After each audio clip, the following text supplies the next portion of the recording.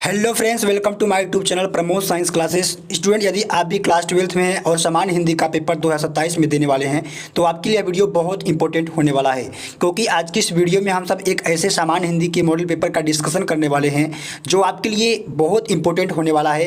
यदि आप इस पेपर को हल कर लेते हैं तो मैं इस बात की गारंटी करता हूँ कि आप सामान्य हिंदी में बहुत ही अच्छे मार्क्स लाएंगे। ठीक है, तो चलिए वीडियो को करते हैं स्टार्ट और इस पेपर को पूरी अच्छी तरीके से हल करते हैं। ठीक है, तो यहाँ पर देखिए मॉडल पेपर 2027 का है और सेम इसी पैटर्न पर आप सभी के बोर्ड एग्जाम में 2027 में आप सभी को ऐसा पेपर देखने को मिलेगा। ठीक है, और यहाँ पर आप सभी का पेपर कोड 302 DS है। ठीक है, पूर्णांक आप सभी का 100 नंबर का होगा और समय आप सभी को 3 घंटे 15 मिनट मिलने वाला है। ठीक है, यहाँ पर पेपर में आप अपना अनुक्रमांक डालेंगे और यहाँ पर आप अपना नाम डालेंगे। ठीक है, यहाँ पर देखिए कुछ निर्देश पॉइंट में दिया गया है।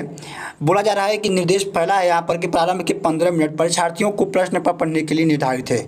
यानी शुरू के जो 15 मिनट है आप सभी के लिए ये जो पेपर है पढ़ने के लिए दिया गया है, क्योंकि बहुत सारे स्टूडेंट जो होते हैं पेपर को पढ़ते नहीं हैं और डायरेक्ट हल करने लगते हैं। ठीक है, इनसे उनको पता नहीं चल पाता है, जो क्वेश्चन को आता रहता है वो भी छोड़कर चले जाते हैं। ठीक है, तो पेपर को पढ़ना बहुत जरूरी होता है।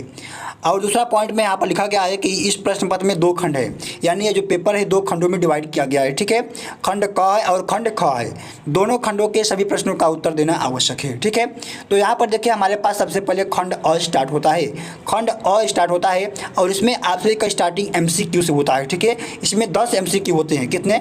इसमें 10 MCQ होते हैं और 5 MCQ आप सभी के हिंदी गद्य साहित्य के इतिहास से और 5 MCQ आप सभी के हिंदी के पद्य साहित्य के इतिहास से आपको दिया जाता है। ठीक है, जैसे स्टूडेंट यहाँ पर देखिए पहला क्वेश्चन कह रहा है कि 100 अजान एक सुजान के लेखक कौन है?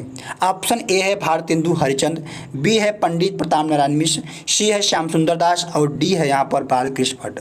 तो देखिए 100 अजान एक सुजान के जो लेखक हैं वो बालकृष्ण भट्ट है। कौन है? बालकृष्ण भट्ट है। ऑप्शन नंबर यहाँ पर चौथा क्या हो जाएगा? इसका राइट आंसर हो जाएगा। ठीक है, इसी प्रकार से हमारे पास यहाँ पर ख वाला क्वेश्चन है, कराए राष्ट्र का स्वरूप निबंध के लेखक कौन है?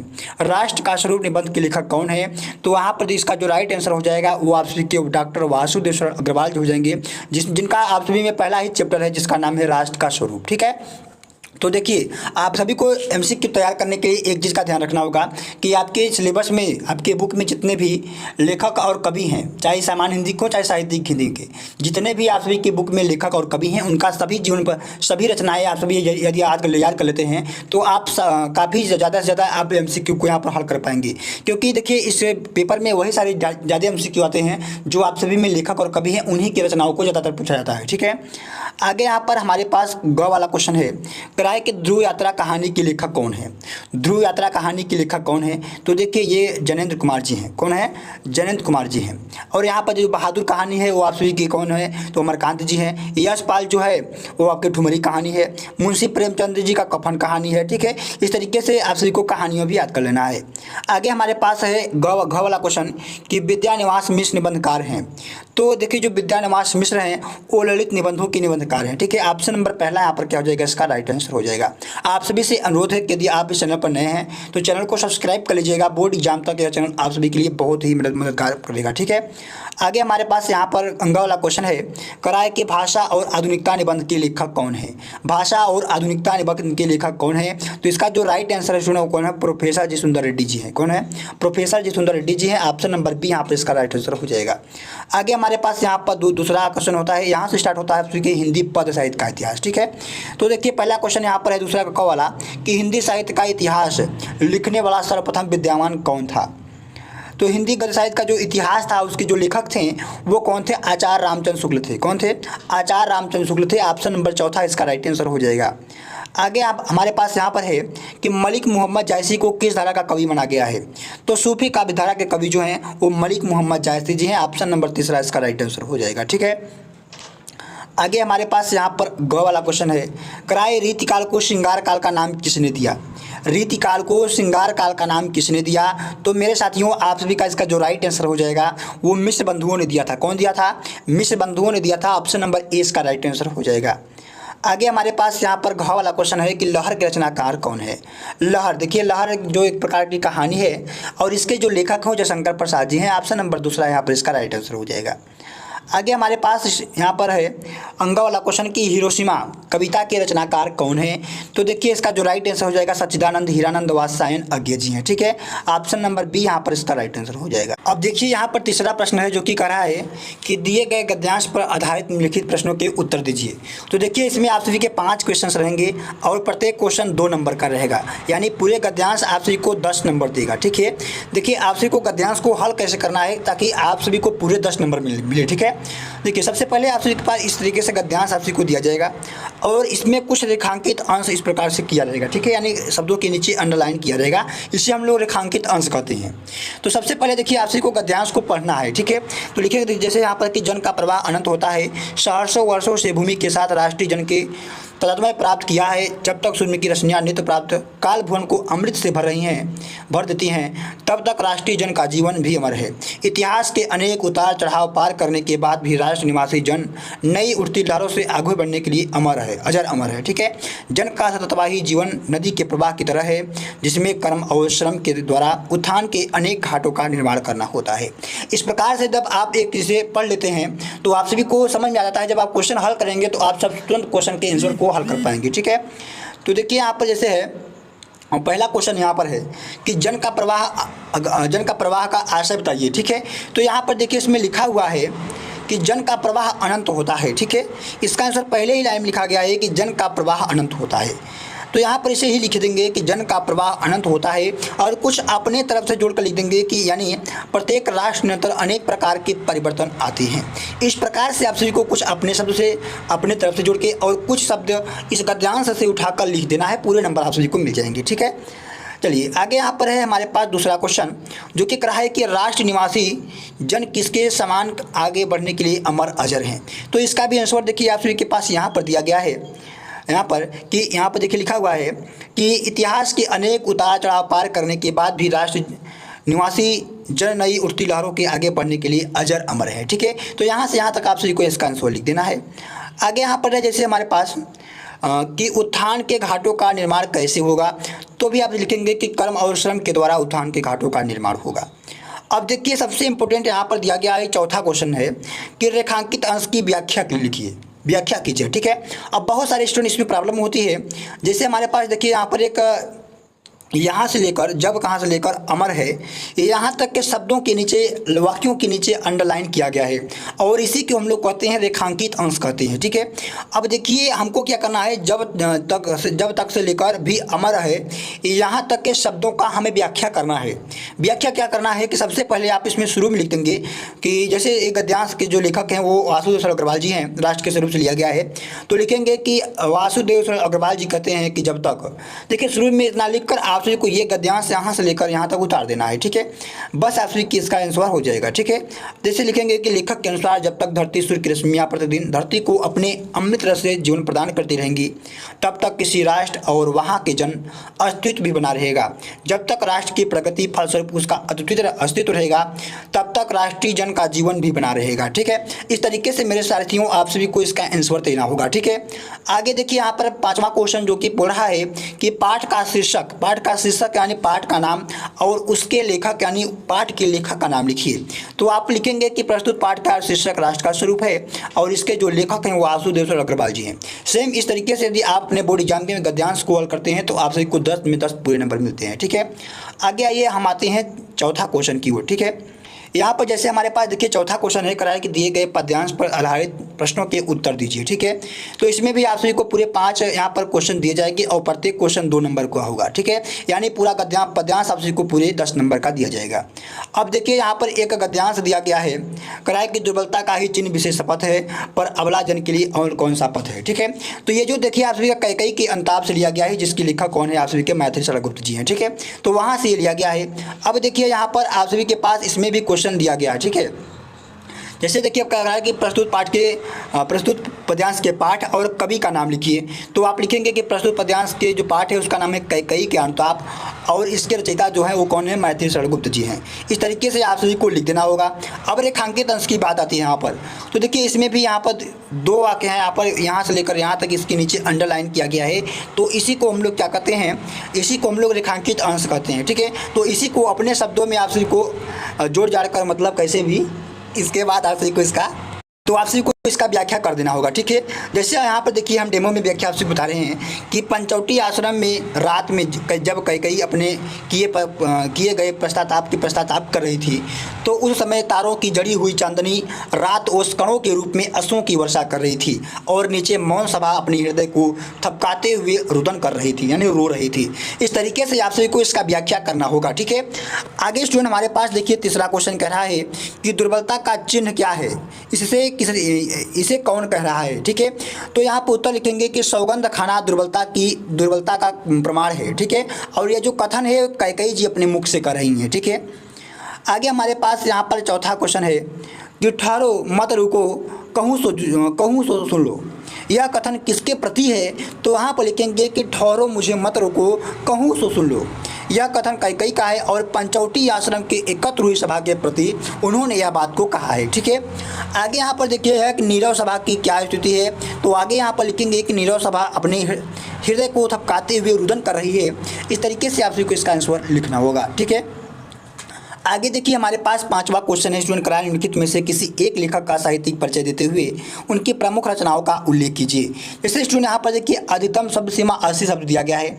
अब बहुत सारे बच्चे होते हैं 2 पेज में लिख देते हैं और बहुत सारे बच्चे होते हैं वो आधे ही पेज में लिख कर चले जाते हैं। लेकिन नियमतः यदि आपको बताया जाए तो इसे जो यहाँ पर साहित्यिक परिचय है, चाहे वो लेखक का हो चाहे कवि का हो, आप सभी को एक पेज में उनका साहित्यिक परिचय लिखना हो और दूसरे आधे पेज में आप सभी को उनकी रचनाओं के बारे में लिख देना है।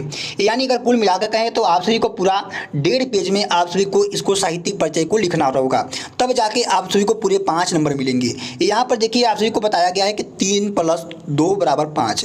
इसका मतलब यह है कि जब 3 नंबर आप जीवन परिचय को लिखेंगे तब मिलेगा और 2 नंबर जब आप उनकी रचनाओं को लिखेंगे तब मिलेगा। अब पूरी यानी जब दोनों लिखते हैं तो आप सबको पूरे 5 नंबर मिलते हैं। तो इस तरीके से देखिए यहाँ पर आप सभी के पास 3 लेखक दिए गए हैं, जैसे प्रोफेसर जी सुंदर रेड्डी जी हैं, डॉक्टर APJ अब्दुल कलाम जी हैं और डॉक्टर हजारी प्रसाद द्विवेदी जी हैं। तो यहाँ पर देखिए 3 लेखक हैं और तीनों में से किसी एक लेखक का आप सभी को साहित्यिक परिचय लिखना होगा और उनकी रचनाओं को लिखना होगा। तो यहाँ पर देखिए सबसे पहले ध्यान रखिएगा, आप सभी को लिखने समय आप सभी को अपने कॉपी में एक तरीके से आप सभी को शॉर्ट में बनाना होगा। शॉर्ट में यानी संक्षिप्त परिचय उनको लिखना होगा, जिससे आप सभी को एग्जामिनर आप सभी का संक्षिप्त परिचय देखकर ही आपको नंबर दे देता है, ठीक है। तो इस तरीके से यहाँ पर लिखना होगा, जैसे कि जन्म लिखेंगे 1931 में। प्रसिद्धि इन्हें क्या मिली थी, जैसे मिसाइल मैन थे और जनता के राष्ट्रपति थे।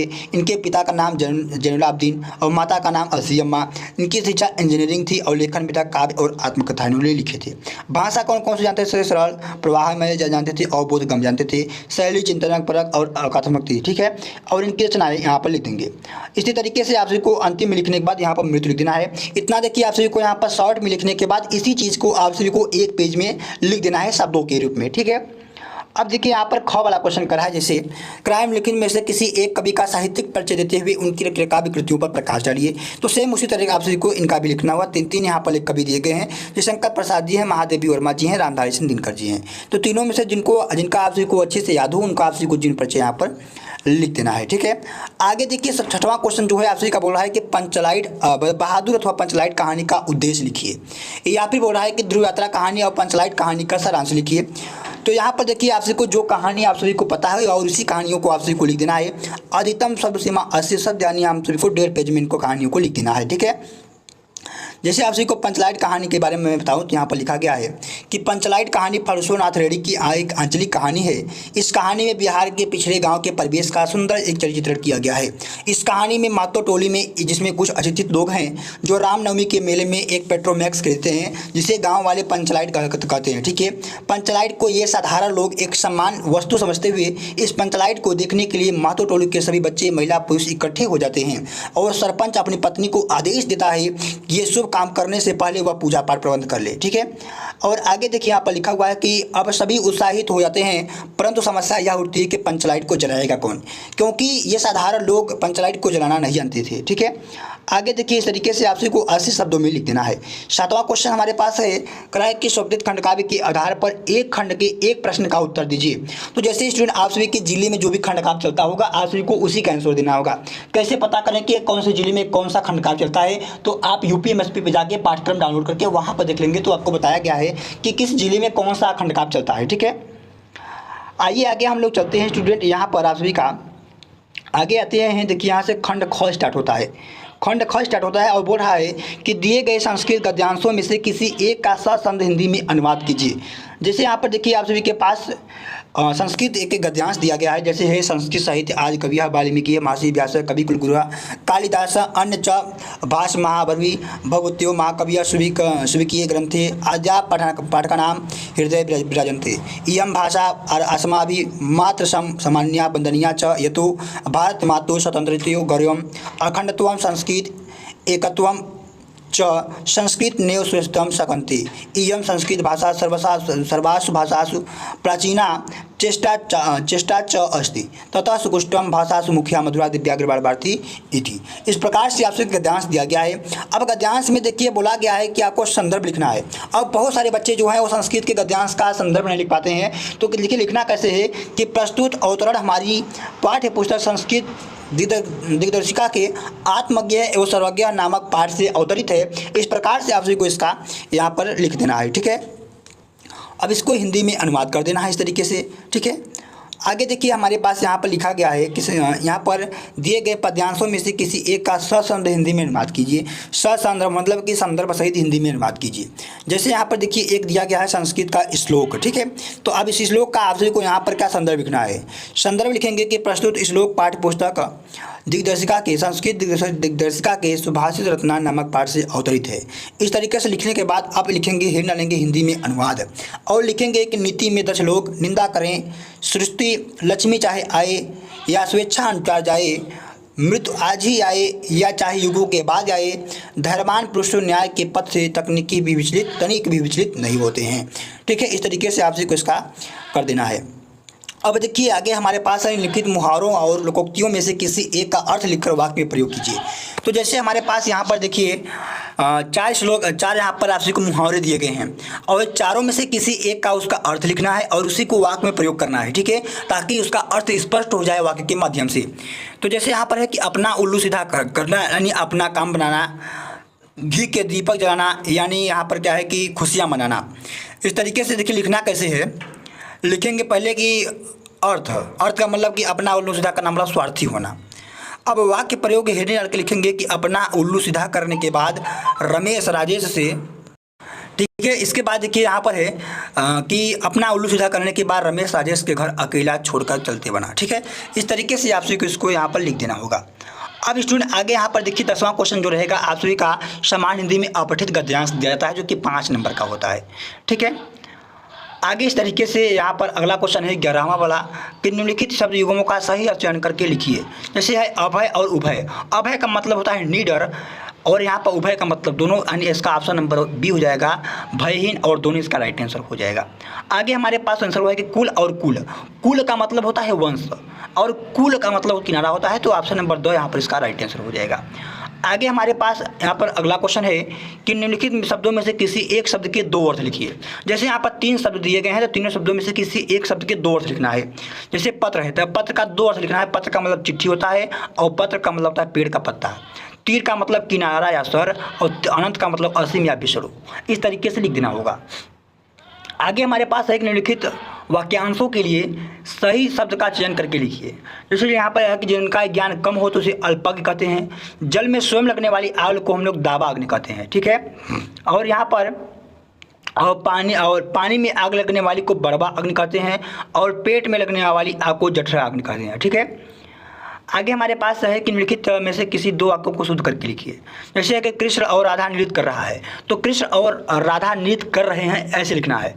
सूर्य पुत्र में से निकलता है, नहीं, पुत्र जो सूर्य है वो पुत्र में से है, सूर्य पूरब से निकलता है, ठीक है। इस तरीके से लिखना है। मैं कलम के साथ लिखता हूँ तो मैं कलम से लिखता हूँ, इस तरीके से लिखना है, ठीक है।